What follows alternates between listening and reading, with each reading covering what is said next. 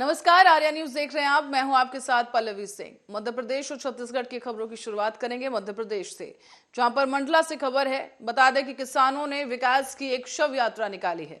बताया जा रहा है कि इसमें किसान 40 सालों से पानी का इंतजार कर रहे हैं, लेकिन जब उन्हें न्याय नहीं मिला तो उन्होंने विकास की शव यात्रा निकालने का फैसला किया। और हालांकि इस दौरान किसानों को बाकी अन्य लोगों का भी समर्थन मिला है।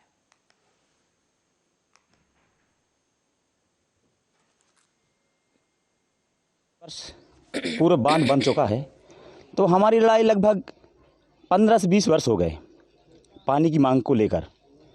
तो शासन प्रशासन हम लोगों को चुनाव के वक्त में आश्वासन दे दिया जाता है कि आपके क्षेत्र तक हम नहर पहुंचाएंगे, और इसकी स्वीकृति भी हो गई है। किंतु चुनाव होने के पश्चात इसे भुलाया जाता है, जिससे हम समस्त किसान परेशान हो गए हैं। और अभी शासन प्रशासन द्वारा विकास की यात्रा लेकर इन लोग गांव-गांव तक जा रहे हैं, तो उसी के विरोध में हम शव यात्रा लेकर हम भी पैदल लगभग 50 से 60 किलोमीटर यात्रा करने निकले हैं।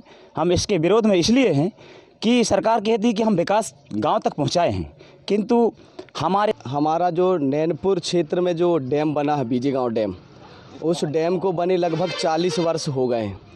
और 40 वर्ष के बाद भी जो डैम के नीचे लगभग हमारी 12 गांव हैं, उन 12 गांवों में आज तक पानी नहीं पहुंच पाया है। और लगभग हम लोगों ने इसकी मांग 20 से 30 वर्ष से मांग करते आ रहे हैं लगातार, लेकिन शासन प्रशासन के लोग इस बात को अभी तक हमारी पूरी नहीं कर पाए। हमारा जो नैनपुर क्षेत्र में जो डैम और खबर अब जगदलपुर से है, जो आपको बता दें कि कलेक्टर चंद कुमार उनके द्वारा दिए गए गौण खनिजों के अवैध परिवहन और नियंत्रण लगाने के लिए निर्देश पर कार्रवाई करते हुए 22 और 23 फरवरी को खनिज विभाग के द्वारा कार्रवाई की गई है। आपको बता दें, इस बीच चूना पत्थर, रेत और मिट्टी ईंट का अवैध तरीके से परिवहन करते हुए पाए जाने पर 6 और 8 ट्रैक्टर को जब्त करते हुए पुलिस को सुपुर्द कर दिया गया।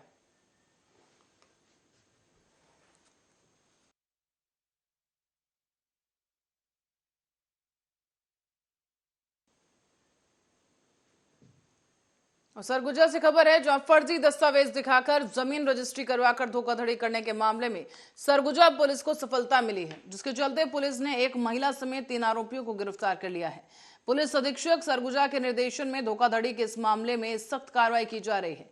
साथ ही आपको बता दें कि पकड़े गए आरोपी को उसके कब्जे से फर्जी रजिस्ट्री के दस्तावेज भी बरामद किए गए।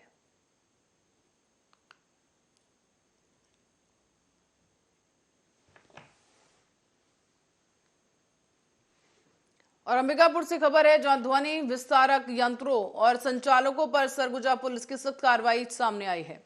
यहां पर थाना कोतवाली के तेज ध्वनि में डीजे संचालन करने वाले 3 संचालकों पर अग्रिम कार्रवाई की गई।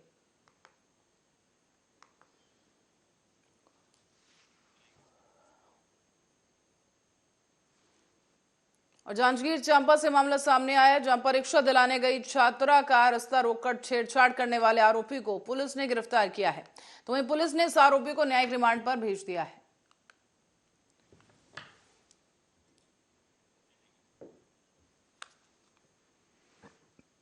और बस्तर पुलिस अधीक्षक के सख्त निर्देश के बावजूद बकावड़ ब्लॉक में जो है करपवाड़ थाना प्रभारी लगातार आदेश का उल्लंघन करते हुए नजर आ रहे हैं। अपने स्वार्थ भाव से वो जुआ खुड़खुड़िया अवैध खुलेआम जो है वहां पर किया जा रहा है यहाँ पर। और इसी के साथ ही तस्वीरें हम आपको दिखा रहे हैं, जहां पर ये जुआरी सरेआम जुआ खेल रहे हैं। पुलिस के संरक्षण का भी आरोप है।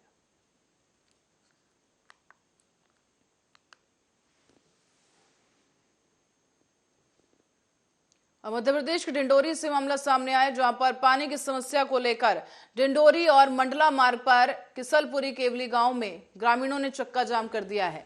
और इस दौरान ग्रामीणों ने जमकर नारेबाजी भी की। तो वहीं विभागीय अधिकारियों को जैसे इस बात की जानकारी मिली तो पुलिस बल मौके पर पहुंचा और ग्रामीणों को समझाइश की गई। हालांकि इस दौरान ग्रामीणों में काफी आक्रोश देखने को मिला है।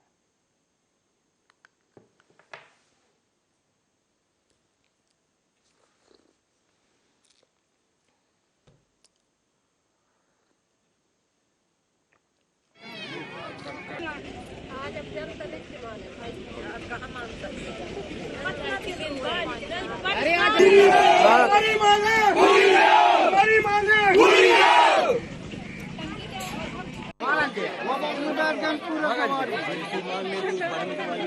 वीडियो बनाओ।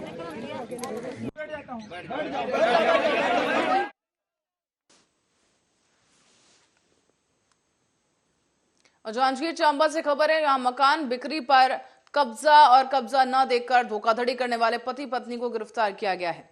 बता दें कि आरोपियों ने 34,50,000 रुपए की धोखाधड़ी की। तो वहीं इससे पहले भी ये ठग ऐसी वारदातों को अंजाम दे चुके हैं। तफ्तीश में सामने आया है कि आरोपी कुल 12 लोगों से 3 करोड़ 14 लाख रुपए की धोखाधड़ी कर चुके हैं और इनका नाम धनीराम बंजारे और पार्वती बंजारे बताया जा रहा है, जिन्हें न्यायिक रिमांड पर भेज दिया गया है।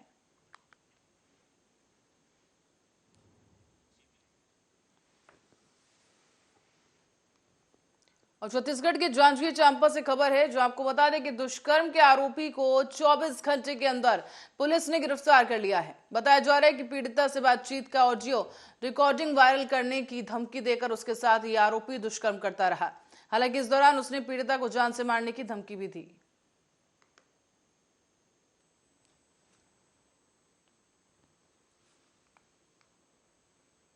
और अंबिकापुर के मेडिकल कॉलेज अस्पताल में एक बार फिर से लापरवाही का बड़ा मामला सामने आया है। यहां पर आपको बता दें कि मेल वार्ड में भर्ती हुए एक मरीज को एक्सपायरी डेट की ग्लूकोज की बोतल चढ़ाई गई। अस्पताल के अधीक्षक की लापरवाही यहां पर सामने आई है।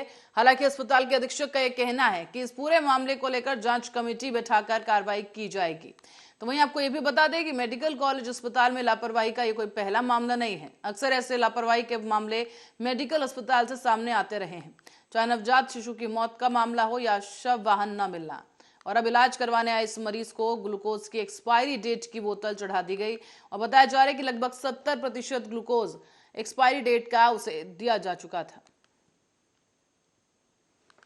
यहाँ पे देखने को ये मिला कि मैं ड्यूटी में जैसे आया ना, उसके बाद ग्लूकोज चढ़ा हुआ था, तो ग्लूकोज चढ़ा हुआ था, उसके बाद वो पास नहीं हो रहा था बोतल का। उसके बाद जो स्टाफ नर्स थी ना, फर्स्ट में एक बार आई, वो भी नहीं देखी थी, बार बार रुक रहा था। उसके बाद फिर बाबू लोग देखे कि एक्सपायरी है करके। उसके बाद फिर नर्स को दोबारा बताने के लिए गए। उसके बाद फिर आई और निकाल के ले गई। क्या लापरवाही मानते हैं, क्या लगता है? ये तो स्टाफ वालों का है, ये स्टाफ नर्स वालों का। जांच करना चाहिए। हाँ, जांच करना चाहिए बिल्कुल। जब आए तो यहाँ बोतल तो रुक जा रहा था बीच बीच में, तो क्यों रुक रहा था हम ऐसे देखे, तो बाद में पता चला यहाँ देखे तो पूरा एक्सपायरी था, 12/22 का एक्सपायरी था। तो फिर तत्काल देखे, फिर तत्काल नर्स को हम बताए। उसके बाद तत्काल आई और तुरंत निकाल के वहाँ पता नहीं कहाँ लेके छुपा दी, क्या पता नहीं उसको क्या पूछे नहीं कि एक्सपायरी क्यों चढ़ाया? उनको बताया कि चढ़ाया कौन है। नर्स वो भी बताई, बात को भी छिपाई कि क्यों छिपाए हैं, वो भी बताई भी नहीं। तो अभी कैसा हालत है? अभी तो हालत वैसे ही जो पहले जैसे लेके आए थे। मेरे पति को मैं भर्ती की हूँ और मेरे पति को इलाज के दौरान एक्सपायरी डेट वाला बाटल चढ़ाया गया था। मेरे पति को एक्सीडेंट हुआ है। कैसे देखे आप लोग की एक्सपायरी? बाटल पास नहीं हो रहा था। फिर इसके बाद वो बाटल पास नहीं हो रहा था तो फिर सब तरफ को मोड़ मार के देखी। मैं भी थोड़ा बहुत जानती हूँ तो फिर मैं भी देखी और तब मेरे बच्चे लोग फिर बाटल को देखे तो बोले कि मम्मी बाटल तो एक्सपायरी डेट है। कौन सा सन लिखा था उसमें? सन कौन से लिखा था? 2022। अच्छा, फिर देख के क्या किया आप लोगों ने? इसके बाद सिस्टर को बताए तो सिस्टर क्या बोलती थी? वो आके फिर बाटल को देखी, इसके बाद बाटल को उतार के ले गई। अभी कैसा हालत है मरीज का? अभी तो वैसे ही अच्छा है, ऑक्सीजन लगा हुआ है। पहले भी लगा था? हाँ, पहले भी लगा था। क्या लगता है कि कोई एक्सपायरी डेट का नॉर्मल सलाइन पेशेंट को लगा है और ये भी बताया गया कि वो करीब कुछ ml चढ़ने के बाद उसको निकाल दिया था। लेकिन ये अपने आप में एक लापरवाही तो है और इसकी मैं जांच कराऊंगा। 70% तक खत्म हो चुका था।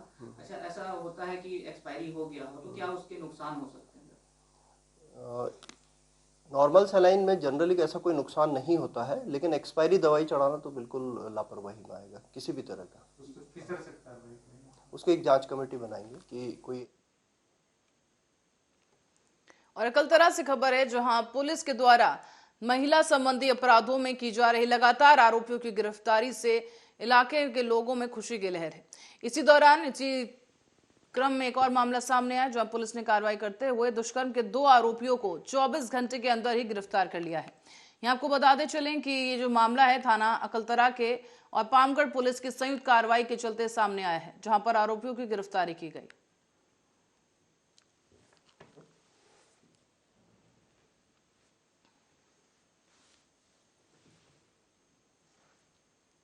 और जांजगीर चांपा के अकलतरा से मामला सामने आया, जहां पर बाइक चालक की किसी अज्ञात वाहन की टक्कर से मौत हो गई है।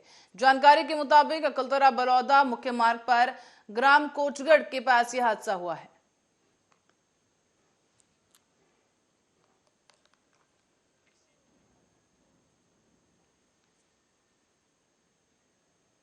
और अकलतरा ग्राम नरियारा में स्वर्गीय अनुराग सिंह के प्रथम पुण्यतिथि के अवसर पर उनके परिवार ने श्रीमद् भगवत कथा का आयोजन किया है।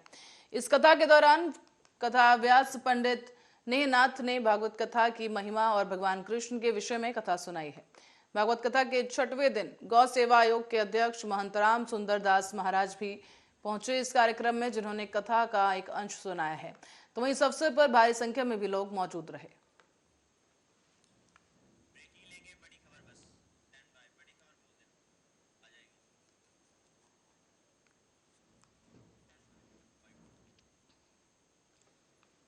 और इस बीच बढ़ेंगे एक बड़ी खबर की ओर। बता दें आपको कि इस वक्त की बड़ी जानकारी रायपुर से सामने आ रही है, जो कि आपकी स्क्रीन पर आपको दिखाते चले कि रायपुर से इस वक्त की बड़ी और अहम खबर, सोनिया गांधी का राजनीति से संन्यास लेने का ऐलान हो गया है। बड़ी जानकारी इस वक्त की आपको बता रहे हैं। सोनिया गांधी रायपुर में कांग्रेस के अधिवेशन में ये बड़ा ऐलान सोनिया गांधी की तरफ से किया गया है। राजनीति से संन्यास ले लिया गया है। भारत जोड़ो यात्रा के साथ समापन से खुशी। सोनिया गांधी ने कहा इस अधिवेशन के दौरान कि भारत जोड़ो यात्रा के समापन से उन्हें खुशी है और साथ ही अपने राजनीतिक संन्यास का बड़ा ऐलान सोनिया गांधी ने कर दिया है। यह ऐलान रायपुर में किया गया, जहां कांग्रेस का अधिवेशन चल रहा है और यहां पर संन्यास का एक बड़ा ऐलान सोनिया गांधी की तरफ से किया गया है। भारत जोड़ो यात्रा के साथ समापन से खुशी की बात उन्होंने कही।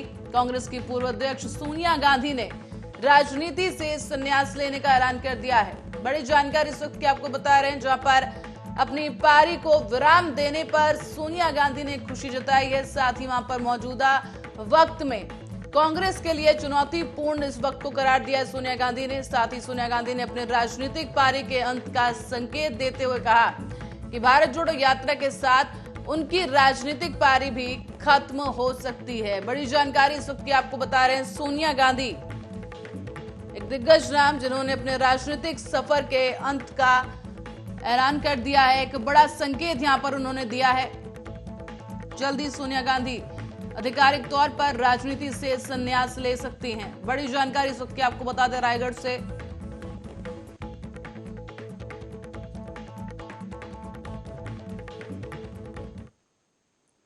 खबरों की ओर रुख करेंगे वापस एक बार। चांपा से खबर है, जहां पर 1 दिवसीय कृषक प्रशिक्षण का आयोजन किया गया है। इस कार्यक्रम के दौरान शुरुआत की गई केंद्र के वरिष्ठ वैज्ञानिक डॉक्टर राजीव दीक्षित ने, जिन्होंने बांस की महत्वता के बारे में जानकारी दी है और साथ ही उसे कृषि के साथ आजीविका का साधन बताया। उप संचालक ने भी कृषि विभाग के द्वारा इस योजना के तहत बांस के पौधे कृषकों को निःशुल्क बांटे जाने की बात कही। इस बीच बांस को शोभायमान पौधे के रूप में और सुंदर चीजों को बनाने के इस्तेमाल के लिए भी बहुत जरूरी बताया गया है। इस कार्यक्रम में तकनीकी सूत्र में पिरोने की कोशिश की गई। आपको बता दें तकनीक, कई ऐसी तकनीक है जिनकी जानकारी कार्यक्रम के दौरान दी गई है। इंदिरा गांधी कृषि विश्वविद्यालय के वन विभाग से आए हुए डॉक्टर RK प्रजापति ने भी बांस उत्पादन तकनीक की संपूर्ण जानकारी वहां मौजूद लोगों को दी। इस आयोजन में कई विकास खंड से लगभग 70 कृषकों ने भाग लिया है। कार्यक्रम का संचालन प्रक्षेत्र के प्रबंधक CS खरे ने किया।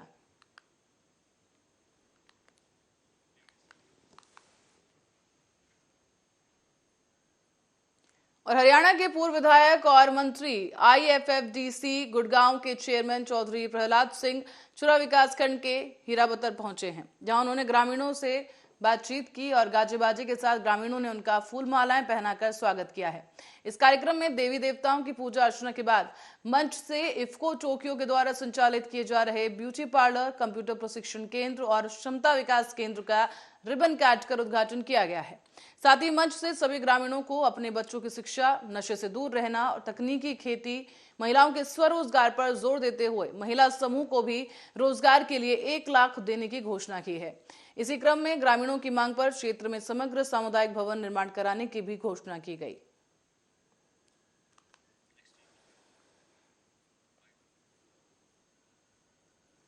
रायगढ़ जिले में अवैध प्लॉटिंग पर शिकायत लगातार सामने आ रही थी, जिस पर कार्रवाई करते हुए प्रशासन हरकत में आया है। यहां आपको बताते चलें कि अब इन शिकायतों पर त्वरित कार्रवाई करते हुए जिला कलेक्टर तारण प्रकाश सिन्हा ने अवैध रूप से प्लॉट काटने की शिकायतों पर ये कार्रवाई के निर्देश दिए हैं। बता दें कि नोटिस की अनदेखी करना अब कब्जाधारियों को महंगा पड़ गया है। आज अवैध नाली और सड़क पर बुलडोजर चला दिया गया। रायगढ़ के तहसीलदार ने स्पष्ट किया है कि अवैध प्लॉटिंग की शिकायत पर नगर निगम के सभी वार्डों में ये कार्रवाई जारी है।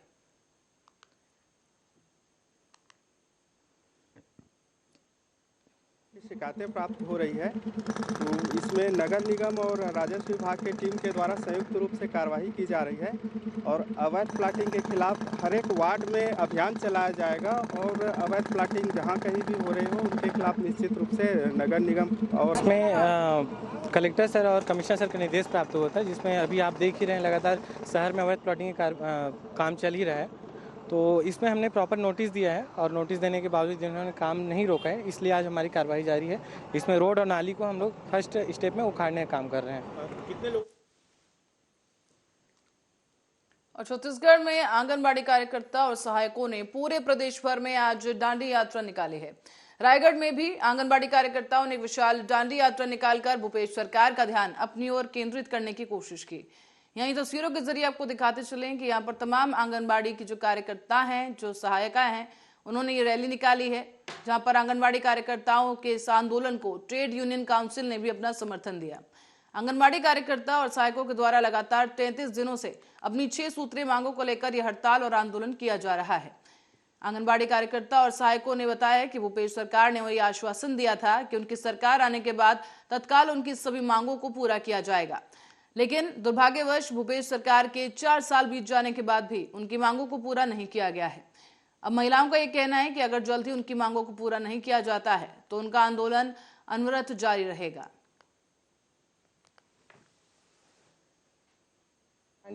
मार्च जो निकाला गया है पूरे छत्तीसगढ़ में प्रांतीय आदेशानुसार निकाला गया है।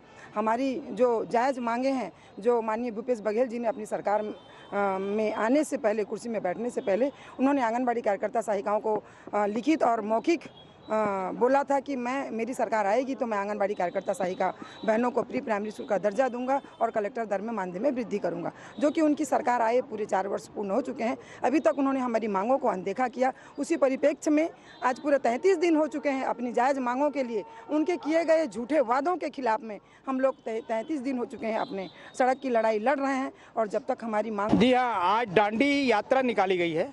छत्तीसगढ़ सहायिका आंगनबाड़ी सहायिका कार्यकर्ता संघ के संयुक्त मंच के तत्वाधान में आज पूरे प्रदेश में डांडी यात्रा निकाली जा रही है। और जो प्रमुख चौराहा है, मार्ग है, कहीं इंदिरा गांधी चौक पे तो कहीं राजीव गांधी चौक पे तो कहीं अंबेडकर चौक पे, ऐसे प्रमुख चौकों को प्रतीक मान करके वहां तक की ये यात्रा जा रही है। ये यात्रा इसलिए जा रही है कि भूपेश सरकार ने आंगनबाड़ी सहायिका कार्यकर्ता से ये वादा किया था कि अगर वो सत्ता में आएंगे तो उनको कलेक्टर रेट से देंगे और उनका।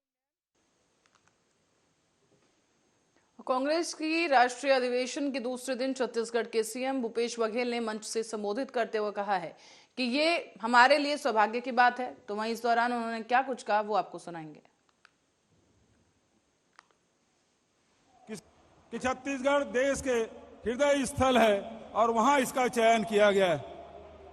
ऐसे समय में जब देश महंगाई से जूझ रहा है, बेरोजगारी से जूझ रहा है, किसानों को दाम नहीं, मजदूरों को काम नहीं, नौजवानों के काम नहीं, ऐसे समय में जब राहुल जी कन्याकुमारी से लेकर कश्मीर तक के पद यात्रा करते हैं, आज पूरा देश राहुल जी की तरफ बड़ी आशा भरी निगाह से देख रहे हैं। पूरे कांग्रेस पार्टी के अधिवेशन पर देश ही नहीं बल्कि दुनिया की निगाहें हैं कि ये ऐसे समय में महाधिवेशन हो रहा है जब हमारे पड़ोसी देशों के साथ हमारे संबंध ठीक नहीं है।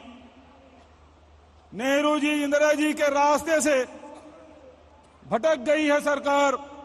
उस समय में महाधिवेशन हो रहा है और हमारे लिए बहुत सौभाग्य की बात है। ये वीर नारायण सिंह जी की धरती, ये गुंडाधूर की धरती, ये माता कौशल्या और सबरी माता की धरती, और इसमें पूरे तमाम देश भर के अतिथियों का स्वागत करने का मुझे अवसर मिला है। पूरे प्रदेश के ओर से, प्रदेश के कांग्रेस जनों के ओर से सभी। और छत्तीसगढ़ में एक तरफ जहां कांग्रेस का राष्ट्रीय महाधिवेशन हो रहा है, तो वहीं महाधिवेशन के जरिए कांग्रेस आने वाले दिनों की रणनीति तैयार करने में जुटी है। दूसरी ओर विपक्षी पार्टी भाजपा द्वारा प्रधानमंत्री आवास योजना के मसले पर सरकार पर लोगों से वादाखिलाफी का आरोप लगाते हुए प्रदर्शन किया जा रहा है। इसी कड़ी में छत्तीसगढ़ के आरंग में भारतीय जनता पार्टी के द्वारा एक दिवसीय अधिवेशन का आयोजन भी किया गया है।